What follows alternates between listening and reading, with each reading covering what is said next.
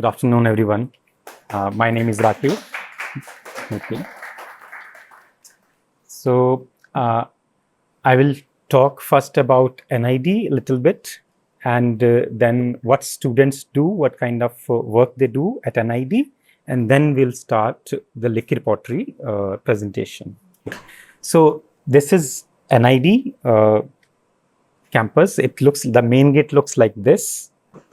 So it started in 1961 after independence, when Jawaharlal Nehru, first Prime Minister of India, invited American designer couple, Charles and Ray Eames. So Charles and Ray Eames took a tour of India and then created a report. On the basis of it, NID was generated or incepted, you can say. And these designers roamed around in India and saw various crafts around it. And as an essence of this report, it says that they found a terracotta pot, a lota, which is called in India a lota, has very unique ability or to show the design development. So in this report, explaining the lota, the terracotta pot, the designer Charles Eames says that it is developed over the years, how it is made, what is the volume, what is the sound like when it is filled up, how it is carried by the women at the waist, on the head or the shoulder, by the men and the women, how it is filled from the well, and there are so many other aspects, how it has taken shape for different liquids to fill in and store. And at NID, there are 16 or 17 disciplines, various disciplines, and one of them is industrial design. And industrial design, there is ceramics and glass design, which was started in 1960s by Sri Dashrath Patel, who was a painter, artist, designer. So now, moving forward, these are the studios, ceramic studios, where students do this kind of work. So hand building, very basic terracotta hand building techniques. Wheel throwing, you also do that. Glazes, students create variety of glazes. We also have a glass blowing studio, various kilns to fuse and slump and melt glass. Students also do glass torch work and create miniature glass forms. And we also do model and mold making in plaster for slip casting purposes. Students learn various design courses like elements of form, which is very, very important in ceramics and glass design. Decal and transfer printing, that is also a very important part of ceramics and glass design because it ornates the white pottery. Students also learn to take inspiration from the nature and create a variety of forms and objects of function and aesthetics. Students also work in sanitary ware and sanitary ware, kitchenware, tiles industry as well. And the various other tableware, perfume bottles, lighting, decorware, there are other areas where students work. And graduates have created or established their own studios after they go out from the university. This is one of the very important entrepreneurship where the student or graduate has created recycled ceramics by using 60% of wastage ceramics to create new objects. Okay, moving ahead, we will now look at the Likir pottery. So this was a craft workshop which I was heading this cluster. So if you recognize the India here, can you see the cursor? India here. And this is the Ladakh, northern part of the region where the Ladakh is, and the small dot denotes the Likir or the Leh area. And it is expanded where this is Leh airport and this is the Likir village. So it is from 52 kilometers from the main city. This is sort of geographical region where it shows the mountainous, arid, dry land. People practice crafts in their interiors during winter seasons as well as in summers also. But their main occupation is farming. This is side occupation. So they do weaving, knitting, clay modeling, wood carving, various crafts. Few more pictures from stone carving, Buddhist mantras written on stones, wood carving, copper metal craft, and thangka paintings, felt animals. So these kind of objects are found in the local markets. Everything which is made in the village or in the city is consumed within the local market. This is attire, dresses of the local people there, traditional attires. Clay objects in daily use. You can see on the slide, there are various objects which are in daily use, which are worn and used over the time.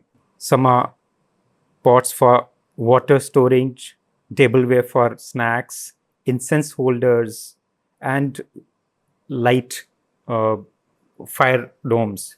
This is a scene from the pottery workshop at Likir, which we worked there. I'm sitting here. If you see back where we worked.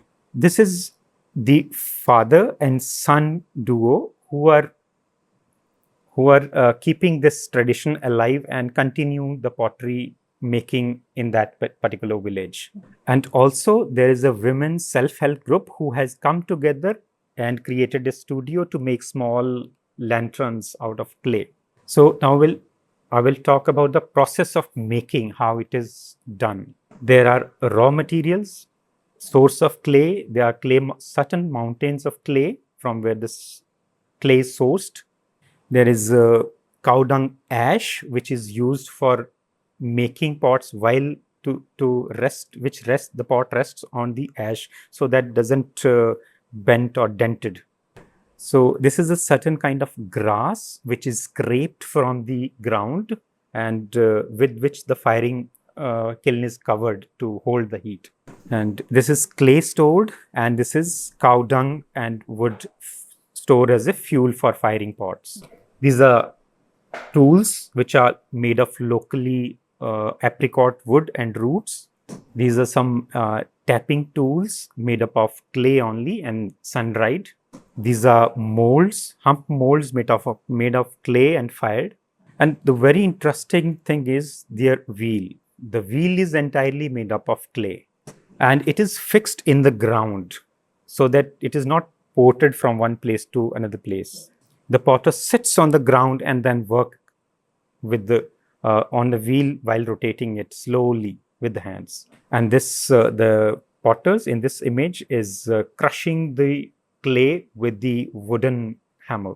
So this is a traditional process of making. The clay is crushed, sieved, and then mixed with the sand in certain proportion and immediately mixed with water to prepare the dough, and then which is then wedged well and stored in jute cloth and kept in for modeling and making pots. So this is the basic traditional setup where the potter sits on the ground and wheel is in front of him and all rest of the tools and molds are around him.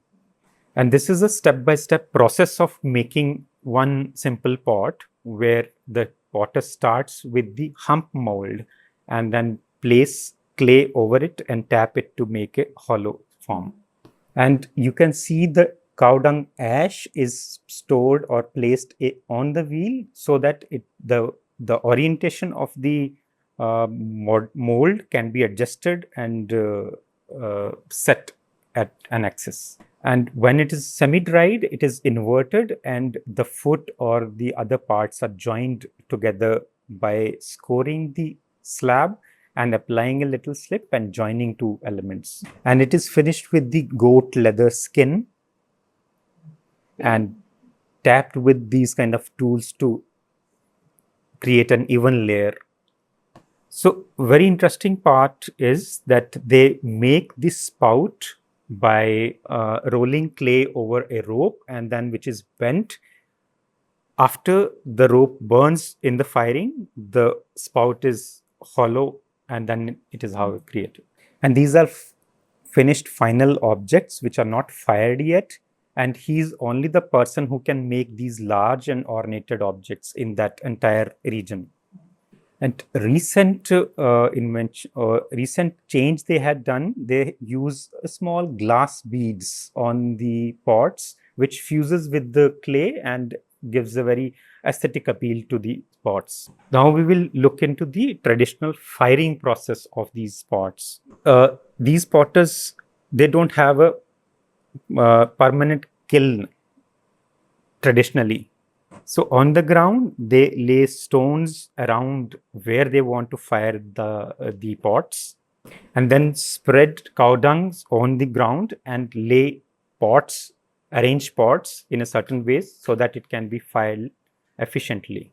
And these pots are again covered with the cow dung, and then it is fired overnight. In the firing starts in the evening and burns till the morning, and in the morning it cools down, and then the pots are sorted. So this is how it looks when the pots are fired. They sort it out from the ash of the cow dung and then segregate as per the firing grades while they're fired. These are variety of objects they have made in their studio, in their workshop, and you can see these are glossy glazed objects.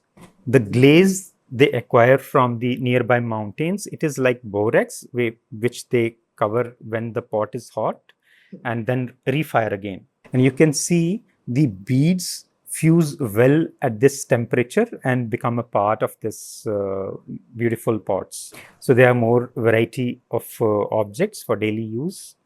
Okay, so looking at the modern day challenges of the potters, I will just explain it. And these challenges we found out while we did the workshop with these potters. We invited these potters in Ahmedabad NID and did collaborated workshop with the design teams to understand and provide wider exposure to them. So they repeated and the traditional processes at NID, but simulating the materials which were available in the Ahmedabad.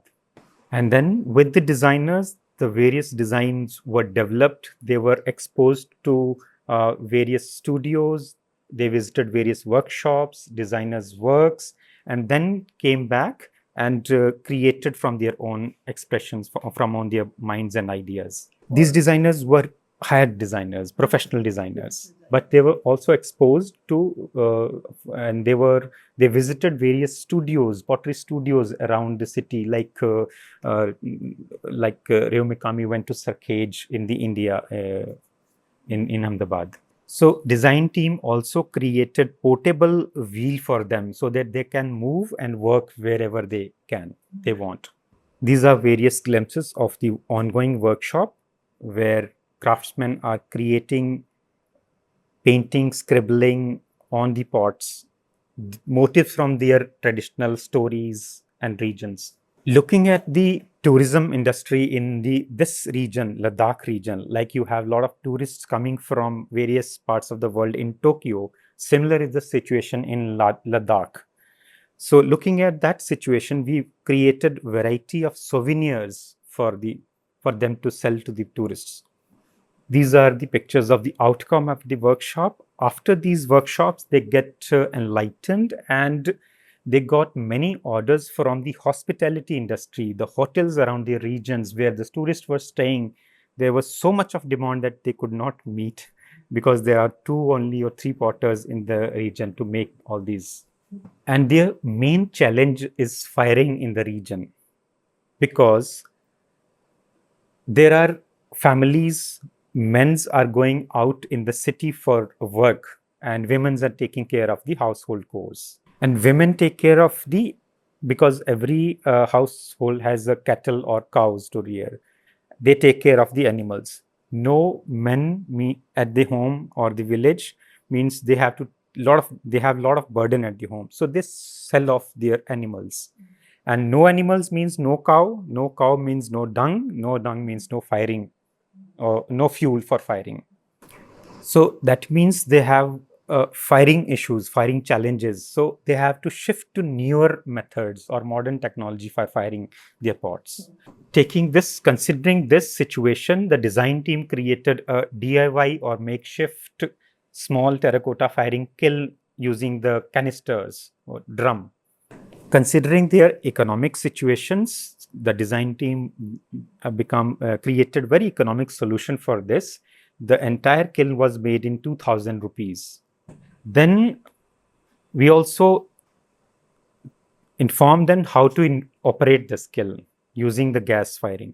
So only 4 kgs of gas were used to fire all these small objects. This is before firing and this is after firing.